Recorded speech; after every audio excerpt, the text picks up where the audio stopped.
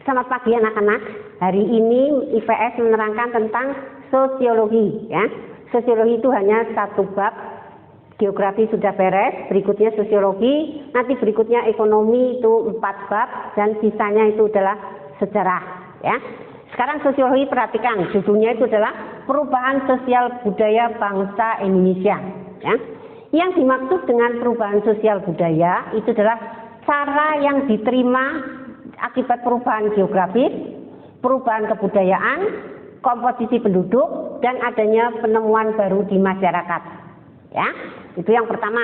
Yang kedua, perubahan itu yang terjadi dalam struktur masyarakat. Yang ketiga, perubahan dalam lembaga masyarakat, yaitu nilai sikap, pola perilaku masyarakat. Nah, jadi sekali lagi, perubahan sosial budaya itu adalah cara yang diterima, yaitu perubahan geografis, perubahan kebudayaan, komposisi penduduk, penemuan baru di masyarakat. Yang kedua, itu adalah perubahan yang terjadi dalam struktur masyarakat. Yang ketiga, perubahan dalam lembaga masyarakat, yaitu perubahan nilai, sikap, dan pola perilaku masyarakat.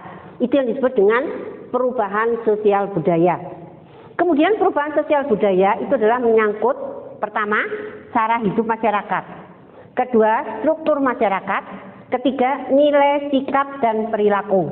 Ini adalah perubahan sosial budaya berhubungan dengan cara hidup, struktur masyarakat, nilai, sikap, dan perilaku. Sekarang terjadinya perubahan ya, bisa dilihat dari yang pertama, kecepatan perubahan. Cepat atau lambat ya. Bisa cepat, bisa lambat. Yang kedua, tingkat perubahan, besar tidaknya pengaruh perubahan pada masyarakat. Yang ketiga, perencanaan perubahan, yaitu bagaimana perubahan itu direncanakan dalam tahapan tertentu. Jadi sekali lagi, terjadinya perubahan itu dilihat dari kecepatan perubahan, cepat atau lambat. Yang kedua, tingkat perubahan, besar tidaknya pengaruh perubahan pada masyarakat. Yang ketiga, perencanaan perubahan itu bagaimana perubahan itu direncanakan dalam tahapan tertentu. Ya. Nah sekarang perhatikan, perubahan sosial budaya. Perubahan sosial budaya yang pertama itu adalah lambat. Kalau perubahan sosial lambat itu disebut dengan evolusi. Ya. Jadi yang lambat disebut dengan evolusi. Tanda-tandanya yang pertama, perubahan sosial budaya seolah-olah itu tidak terjadi. Kemudian dua, berlangsung lambat. Ketiga, tidak menimbulkan perpecahan dalam masyarakat. Ya, contohnya itu adalah pada masyarakat tradisional atau primitif. Pada masyarakat tradisional atau primitif ini, karena adat istiadatnya itu masih kuat, sehingga perubahannya itu lambat sekali. Ya, jadi sekali lagi, perubahan sosial yang lambat yang disebut dengan evolusi. Tanda-tandanya perubahan sosial budaya seolah-olah tidak terjadi. Dua, berlangsung lambat, tidak menimbulkan perpecahan dalam masyarakat. Contohnya masyarakat tradisional atau primitif. Karena ini masih berdasarkan adat istiadat yang masih kuat, sehingga perubahannya sangat lambat. Yang kedua, perubahan sosial budaya cepat atau disebut dengan revolusi. Jadi lambat itu evolusi, cepat itu revolusi.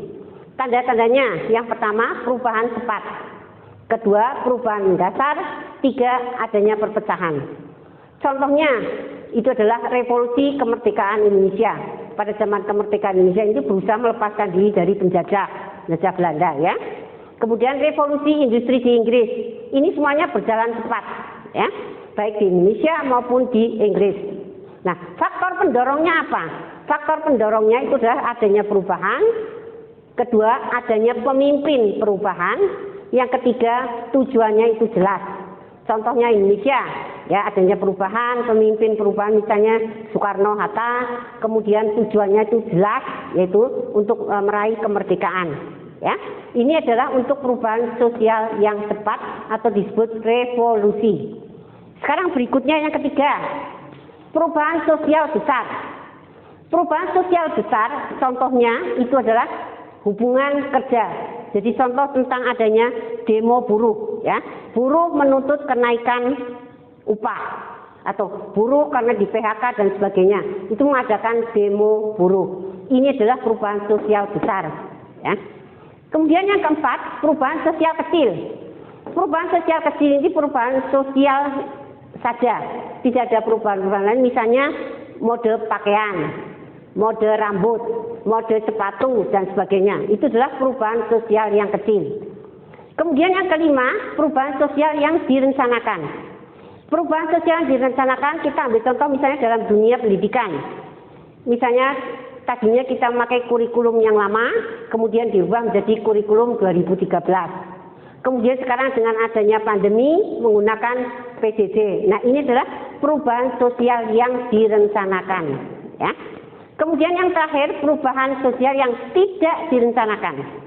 Perubahan sosial yang tidak direncanakan, misalnya terjadinya pengangguran, ya. Karena terjadi pengangguran, maka timbul kriminalitas, ya. Kemudian tingkat kesejahteraan sosial juga menurun. Ini adalah perubahan sosial yang tidak direncanakan. Jadi sekali lagi ini perhatikan, perubahan sosial itu ada dibagi menjadi perubahan sosial budaya lambat atau evolusi, perubahan sosial cepat revolusi, kemudian perubahan sosial besar, itu contohnya demo, kemudian perubahan sosial kecil misalnya perubahan mode, kemudian kelima perubahan sosial yang direncanakan dalam dunia pendidikan, kemudian perubahan yang tidak direncanakan, misalnya kriminalitas, pengangguran, dan sebagainya. Nah, ini untuk bab sosiologi ini banyak, jadi dibagi dua. Ya, ini baru separuh, nanti berikutnya dilanjutkan lagi. Setelah itu mengerjakan latihan.